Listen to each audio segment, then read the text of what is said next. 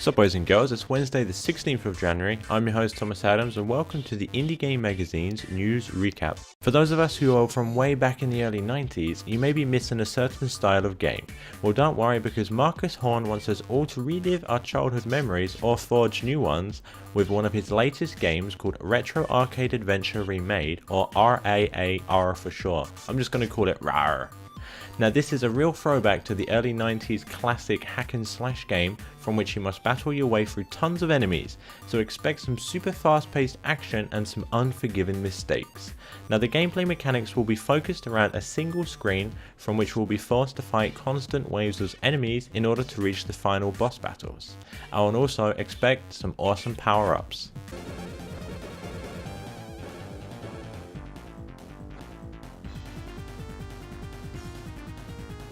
The developers behind the hit game Dustforce have decided to move from platforming styled games into first person shooters with the recently announced project titled Spire. The game will have players climbing a huge tower attempting to reach the top, while also encountering dangers and secrets from which the game's content generator creates as you play. Now they have also said, when players encounter a new enemy, it should feel frightening and unfamiliar. Likewise, by making items strange and unexpected, the experience of finding new treasure is heightened. Now for the full article, please head to www.indiegamemag.com or click the link below.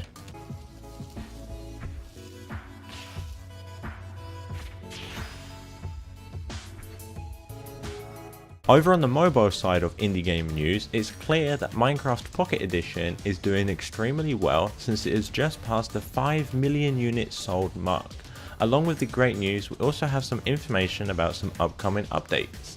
Sand and gravel will soon be affected by gravity, there will be some new blocks added, I'm not going to say what they are, you just have to guess by this picture, and of course the armors may also be added.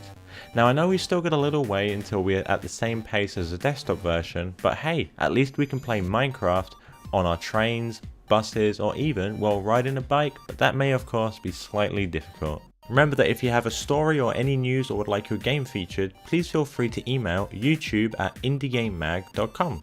I have been your host Thomas Adams and this has been the Indie Game Magazine's News Recap.